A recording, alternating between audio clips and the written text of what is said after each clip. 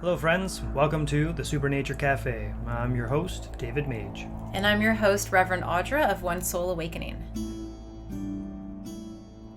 Thank you for taking the time to tune into our show where we discuss the reality-bending stories and experiences from our Supernature podcast. Supernature Cafe seeks to be respectful to all people, humans, beings, and creatures of the universe alike. What we discuss and our content may not be suitable for all listeners. We strive to only speak of truth as we know it. Some listeners may find the experience and stories depicted to be unsettling and disturbing, so listener discretion is advised. Welcome to Supernature Cafe. Well, today's cafe episode is about my ayahuasca experiences that we explored in last week's episode. So today's episode, we're kind of flipping the table a little bit where I'm generally on the receiving end of all of the questions. So today's cafe, we're going to talk a little bit more and dive a little deeper into last week's episode surrounding ayahuasca and the journey of using these psychedelics, talking more about your experience that you had with Aya. Yeah. I am opening myself up to discussing the session that took place. It was a great episode, and we had a lot of people messaging us about the experience with a lot of questions. I think there's still so many people who are really curious about Aya and the process and what happens. So I want to ask you, before we get into sort of the more detailed questions, what drew you to the use of Aya? Well, my experiences with Aya were very limited prior to the actual session. I mean, we had seen the recent documentaries on it, and it wasn't until we actually found somebody that we knew that was doing the ayahuasca. That we trusted. Yeah, that experienced the ayahuasca and did a ceremony and had a phenomenal experience with it. And that kind of planted the seed for me to consider actually participating in something like this. So had you used psychedelics previously to this? I had not. No. Yeah, like I had mentioned in the Supernature episode, my vice was alcohol. It wasn't until I had some profound transformations happen in my life that required me, one, to get rid of alcohol, but then opened me up to considering other options. And once I started on my spiritual awakening path, a pretty common, I'd say, first step in that is getting some sort of proof of a spiritual existence or of a greater existence than what we have here and now. I think it's interesting too, just backtracking a few seconds, that, you talk about this numbing with alcohol, because alcohol was your sort of go-to in terms of recreational things, whether it be for anxiety or for fun or for however you put it. And it's interesting because you kind of sparked in me this like spiritual awakening that did happen within ourselves. And how could you go into something that's so numbing when you've had this spiritual awakening? So it seems like it was the right kind of steps to take. It just sort of clicked something for me in that you have this awakening. Well, alcohol is definitely not a part of that because it's like a spiritual numbing, spiritual slumber, Mm-hmm. And I mean, that's not to... well, it's not to dismiss the use of it. And that's, not to ruin the use of alcohol for, others to enjoy. You can very easily drink and not have the struggles that I went through. But I realized that it was inhibiting my life. And once the spiritual path starts, I realized that the use of it was just making things a lot worse and a lot harder. If you can get that balance, if people are able to have that balance, great. If they're not, though, if they are finding those struggles, then there are a lot of outlets there for help. So why did you feel that you needed to go to this extreme in, taking ayahuasca and having this ceremony kind of circle? Why do you think that you needed to go in that direction into help what was happening in life? I think it was because it was going to be my first experience with something like this, with a hallucinogen, with a psychedelic. And with ayahuasca, it's not a recreational thing. It is a full-blown, at least an entire night experience. And I think I needed that to make sure that what I was going to do in the session, or what I was going to do in the ceremony, was respectful and being done for the right purposes. Because I hate to keep playing on the alcohol, but because I had so easily defaulted to drinking as a everyday part of my life, I didn't want to participate in something that I knew I could easily get readily available. Yeah, aya's no party drug. No, and it takes a huge process not only to make it, but then to have available. And so for this opportunity to meet with the shaman and sit in the circle with him and the other participants was a big thing. It's not something that you have available all the time. It required me to take it seriously. It required me to focus, set my intentions ahead of time, and treat it with respect. Now, do you think there would be anything else in comparison to this type of experience? Psilocybin, when done properly, has had very beneficial and profound impacts, not only on myself, but on a lot of studies that have been going on, using psilocybin as a form of healing and therapy. But I think it's so different too, because you look at these comparisons, but are they through a shaman? Are they through a healing journey? And are there people there to hold space, which I think is the most important part of Aya, is that it's a full ceremony. It's not just like, I'm going to go in and explore what's going on with this or that. Yes, that happens, but it's a journey. And it's something that is quite sacred. And it's something where you're a bit handheld through it for your own safety, whether that's mentally, physically, emotionally, like you're guided through this process. So.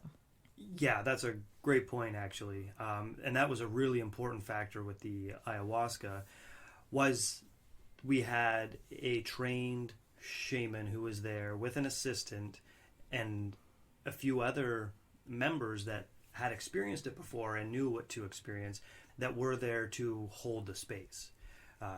They were able to keep an eye on people, make sure that everyone was doing good and was doing okay, and that if anybody was struggling in any way, people were there to assist and to help them through, and then to back off when they didn't need to be there. And absolutely, that is the most important thing for anybody trying any type of psychedelic or hallucinogen. It is imperative that there is somebody there to hold the space, and that there is somebody there who is completely disconnected from the experience or from participating, and is solely there just to ensure the safety and the care and comfort of the people that are in the experience. There's actually a fantastic organization called MAPS Canada that has seminars and more information and things like that on the use of psychedelics. So I'll put the link on our page to connect to that if anybody is interested in learning more about this and the scientific steps that are taking place with it, or the benefits that have been seen through use of it, and the proper use of it in care. They have some incredible resources and information and stuff going on. Awesome. Okay, so let's dive into the experience now. So I want to go back to the first session that you had, because a lot of questions came in around the mantis. I think a lot of people have their own ideas of what these are. So is there something that you can share about that experience or about them that can maybe help people through that? Oh, those praying mantis beings. Yeah, similar to when your hypnosis with the dog beings and seeing a creature in a humanoid form. This was my first experience with something like that. Prior to this session, the stories I had heard, the things that I had heard about the praying mantis beings was these almost evil doctors. Yeah, like they're abducting people and experimenting on them and planting things into them and doing these horrible things and then dropping them back on Earth, and unemotional and disconnected from the pain and the trauma that they were causing these people. Like this was the narrative that I had going into this. So when they showed up in my ayahuasca, I was blown away. First by the experience alone, but then by the impression I got from this experience and from them, I guess, just that they are doing so much and trying so hard, and it is a really hard task that they have been given, and that they mean to do no harm, but unfortunately this is how it almost kind of can come off when they are dealing with stuff that is so intense. And they're struggling, but they're doing the best that they can. And yeah, it felt like I was in the middle of a war with this little tent of a handful of these beings, and they're all tirelessly working away on the auras of humans, mending them and fixing them from energetic hemorrhaging. It seemed like they're doing the best they can with what they've got. I think as humans, we tend to put up a bit of a block when we see things or experience things that are less than human. It's not a face that we connect with because it is this insect, this praying mantis. I mean, when I look at one, I think, wow, this is beautiful. Look at this creature. But I think if it were the size of me, it might be a little scary. So I think we have these like preconceived ideas already in our head that when you see an insect, when you see an alien, it's going to be scary and doing bad things. Well, if you saw a spider that size, how would you feel? I would pass out. Right. Just too many eyes. Right. Like, I think I mean, that's a great point. The context of it, like, think of, a creature that you do fear, or that does creep you out. Yeah. And then to see it at that unto itself would cause fear. There's a bit of sadness in that, though, I think, because it brings sadness to me to think that these creatures, because they don't look like us, they're being judged. And we always like to think that we're great and everything else is really evil and horrible and doing bad things. They just have a different way about them. So that's interesting to kind of put that spin of them saying, like, we're here to help. Please stop judging us. We don't understand all of the things you may understand, but we're here for good. And I suppose, like everything, there are good and bad qualities within the individual, but yours kind of came through as something really good. Yes. Which was great to see. Yeah. Another piece within that same experience was about the rock structure. And, if you can kind of expand a little bit more about not necessarily like what it looked like, but what it felt like and what that did for you. Absolutely. So the praying mantis scene was visually the most stunning experience that I had in that first session. Whereas the rock-like gigantic being was the most impactful on a different level. It created a sheer humbling feeling and connection to something much, much greater. For the first time, I honestly felt like a small, tiny, minuscule piece to something much, much bigger. Now, what that bigger is, to me, looked like this stone-like figure that was the size of our sun in space, and that there were these thousands or millions, or I don't even know how many of these little sparks just floating in and out of it. And I was looking out from a distance, but I knew that I was a small piece of this greater whole. And it gave me this sense of comfort and sense of connection that I had never felt before. It was a big moment for me in getting a sense of this greater connected consciousness. So overall, with your first experience, what do you think the most important piece was, and like what stayed with you after that session? For that first session, it was definitely what I had asked for, and seeing what there was beyond this reality, that there actually is something that I experienced beyond the shadow of a doubt, and experienced in this reality. Like those couple of brief experiences that I had with my eyes open, with the shaman looking like this massive eagle hovering over top, and then to see this dark shadowy figure near the doorway, I couldn't refute those. My eyes were open. I could see the rest of the room. I could see, in the limited light, the other people, and I was seeing these things as clear as day. I couldn't refute that, and I still can't. And so I got exactly what I was asking for. I have experiential moments that defy our conventional concept of reality, and that has given me enough to move forward with the faith and belief that there is more out there. There is much, much more out there, and we're just scratching the surface. Absolutely. So why did you then decide, a fair ways after doing that, to go into a second session? And a fair ways it was. I think it was about 1.5 years, Mm-hmm. maybe 2 years after that first session. And it took me that long to get to a point where I felt, okay, I can do another session now. Give me more.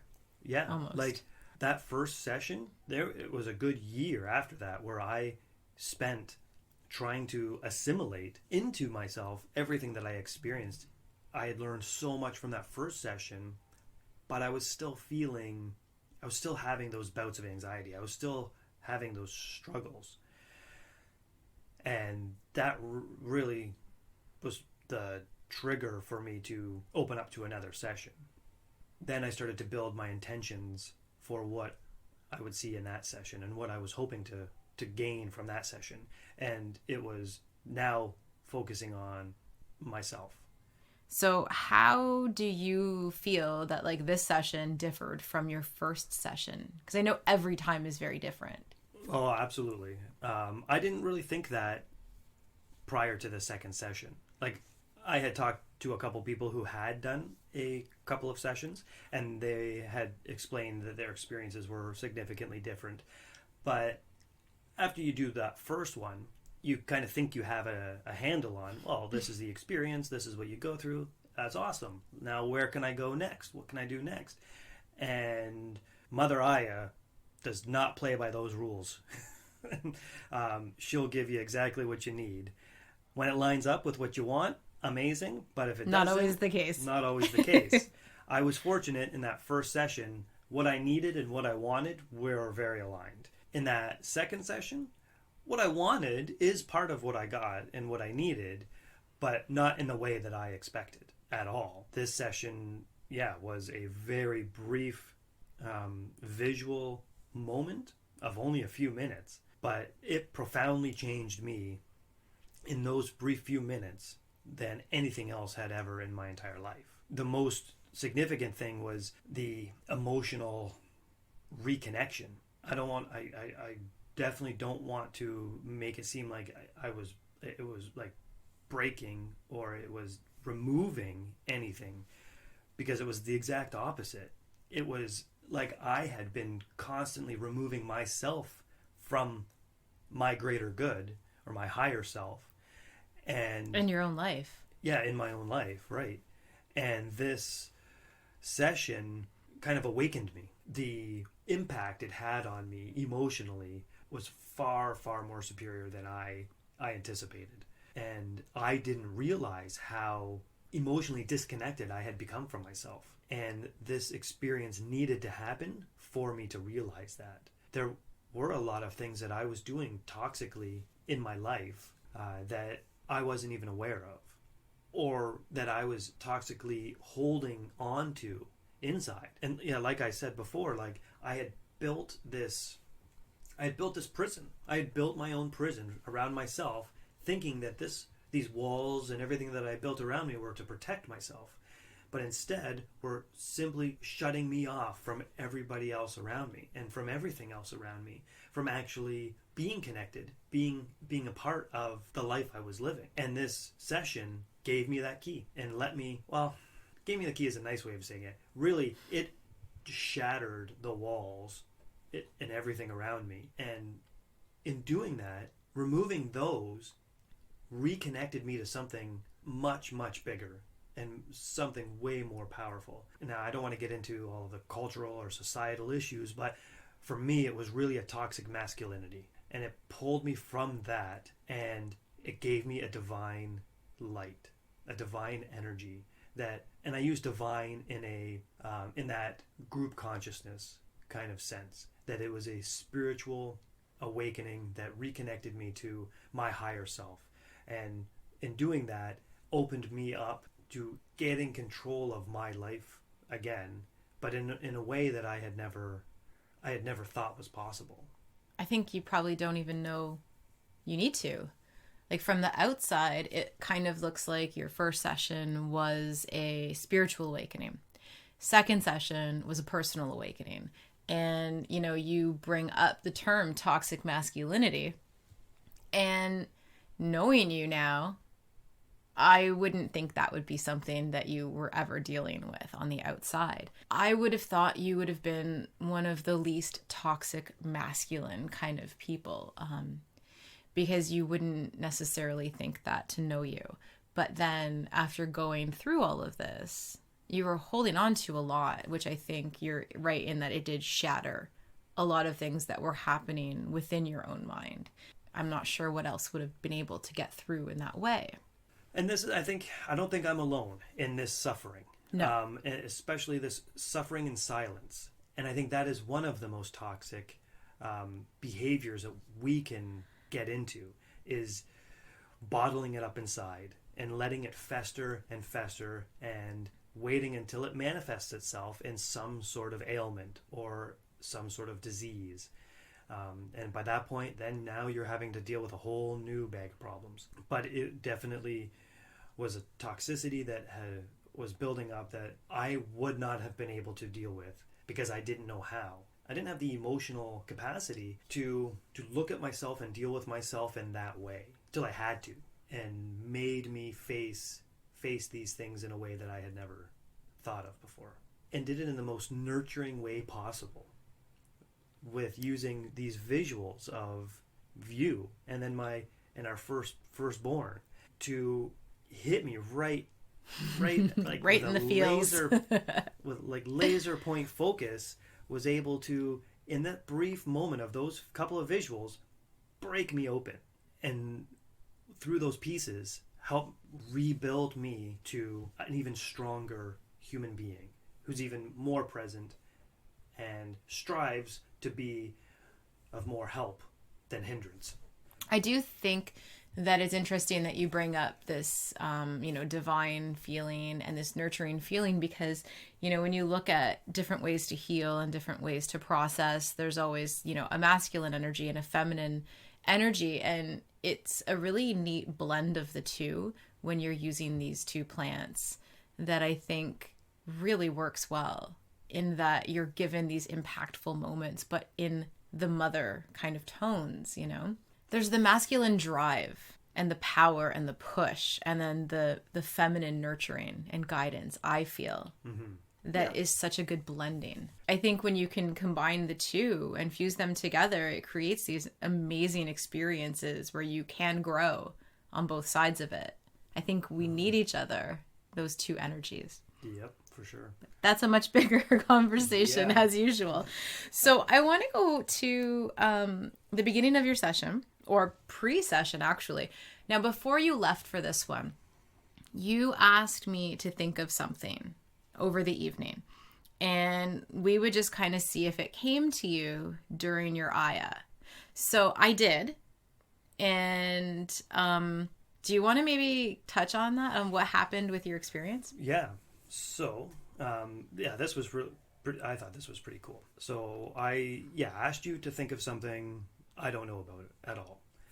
And I put that trust out there that I would glean something in this session that would relate to what you were asking about.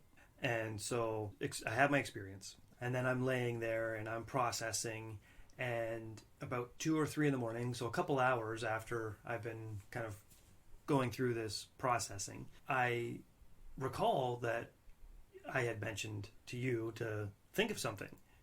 And so I grab my phone and text you, I know our story. It's about Earth Boy and Cosmic Girl. And I thought that was pretty spot on for what I just experienced.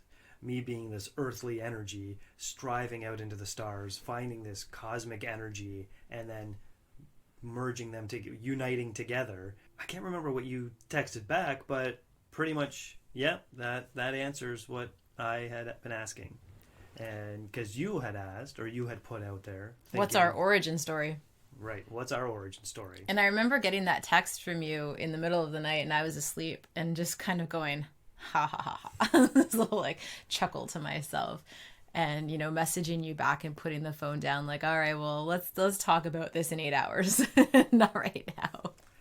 Yeah, I thought that was pretty cool. So I mean, I could have said anything. I could have had in my mind snakes, robots, footballs, whatever, but I chose what's our origin story. And then as we got into the hypnosis sessions, we have learned and delved even deeper into what that origin really could be. Yeah. These visuals that I was seeing, that I was assuming were just part of my way of showing myself these things, now seem to be tying in a greater scope of things. Of all things, this blue stream of energy, or that I followed in my session. Well, with me seeing that blue stream, that I was like, ooh, what's that? That's pretty. I followed it and then went, oh my God, it's taking me to Earth. Right. But that was you. Yeah. It's interesting how these things were tying together. Yeah, it's interesting. It's really interesting when you look at the hypnosis side, you look at the Aya side.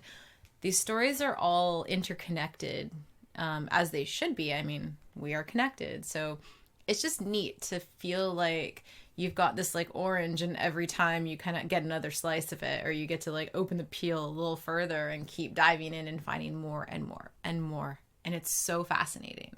With kind of that experience that you had, I remember for some reason it really struck me, the experience you had as the possibly Egyptian male. I don't know if that's, who knows if that's what it was, but that's what we would say in this time.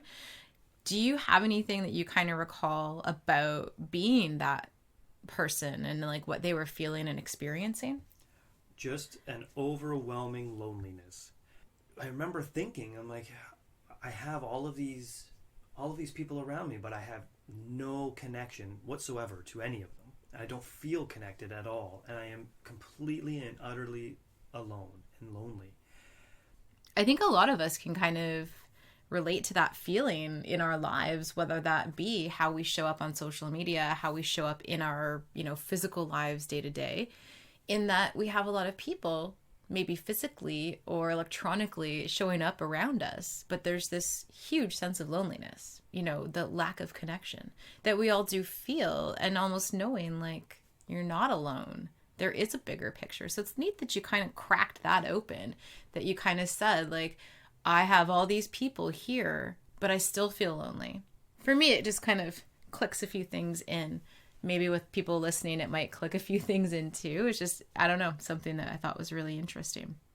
How would you kind of say that whether it was just this one or both? Like, how would you say that these experiences have changed or improved your life?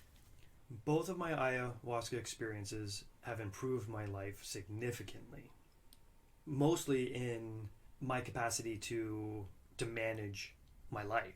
The first experience, it gave me that strength and resolve to believe in something greater, something bigger. And this second session reconnected me to my greater self, to put me back on my path of what I'm meant to do. Now, it doesn't mean my life has been amazing and perfect and all problems and everything have now just washed away. It's quite the opposite.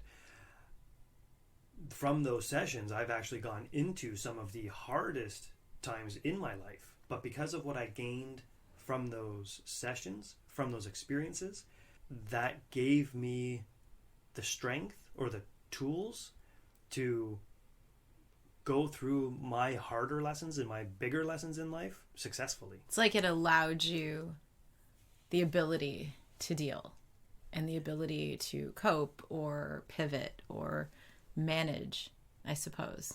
It's like a little toolkit. Yeah. An emotional toolkit. Yeah. Like it definitely gave me the ability to step outside myself and keep perspective. And it became just as simple as knowing that I'm not alone. Knowing that there is a much bigger spiritual world that we're connected to, that are there for our highest good, and are there simply to project to us love and light, to help us through our experiences on Earth. Because when it all boils down to it, if we're here on this planet Earth, I have learned that it's because we have something to learn. Yes. Mostly love. Mostly love. So go with it.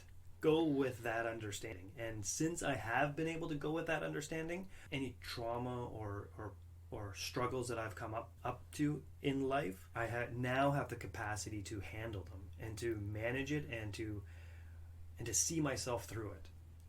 Nothing looks like it's the end of the world. Yes. For lack of a better horrible term. Yeah. Like nothing anymore seems like is too overwhelming that I can't cope or that I can't handle it. And that maybe is the greatest gift I got from these experiences. Well, and I think when we look at us as a human race and like what we're here to do on Earth, and it's really like love, light, serve, be of service to other people. And how can you serve yourself in your highest good and each other when you are being bogged down by your emotional junk?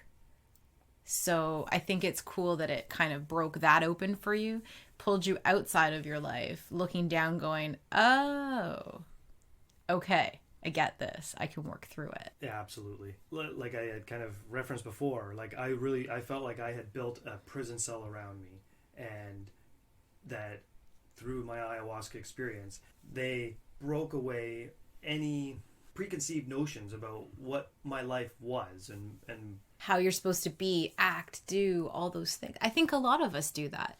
I think, we're all guilty of building our own prison and putting up these ideals in our own minds of who we're supposed to be. And how often has that been good? How often has that turned out to be perfect? Generally, it's not. Generally, that's the worst thing we can do for ourselves instead of expand and open and love and let things happen and allow things into our lives. It really was shifting myself from who I was supposed to be to who authentically I am. Yeah. And that shift has had profound significance on how I act and who I am in everything I do now. Yeah, it's cool that when you realize who you're meant to be, everything's perfect. And when you're in this cycle of trying to be who you think you are or who you think you need to be, that's when those hard lessons come in that, yes, it's perfect. And yes, you're doing all of the things, but generally it's because you have some big lessons to learn. So just like let things be, open up, allow the guidance, What would you suggest to anyone who might be interested in doing an Aya session? My suggestion is to set your intention, to plant the seed now that I am asking to experience something like this, and it will show up. Allow the universe to bring you to what you need. Because I think that that's the way you're going to come across something that works for wherever you are, that works for your highest self. Meditation is a huge way to get through this without using a psychedelic or a hallucinogen or something like that. You'll learn so much more and gain so much more out of it. Meditation, such an incredible avenue. I know personally I've had massive meditation breakthroughs that I haven't been able to experience in any other form. And you have everything that you need inside of you. Cool. Well, thank you so much for diving in deeper into these experiences with everybody today. I know I've still learned more just in this conversation over coffee than I have in the past few years with, chatting about this back and forth. So I know I appreciate it. And I want to thank everyone also for sending in questions about some specific areas that they were more interested in looking into. We appreciate your interest. We appreciate your comments and your feedback always. And as always, if you have any questions or any further information that you're looking for from this session, feel free to reach out to us. We're on Instagram. We have our supernature@galacticcycle.com email. Yeah, reach out and keep this conversation going. And keep diving deeper into your world. So thanks again for listening to today's episode. Looking forward to the next one. And very much looking forward to our next episode. It's going to be slightly different, but all around one main theme: aliens. We got some cool narrative stories planned on alien encounters. We love alien encounters. Looking forward to connecting with each of you next week at the same time. Be safe, have fun, love life.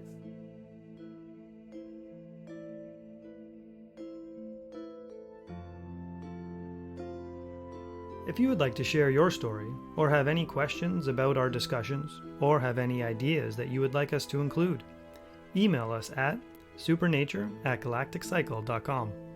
And if you enjoyed this session, subscribe or follow us on your favorite podcast platform and stay up to date on all of our latest releases.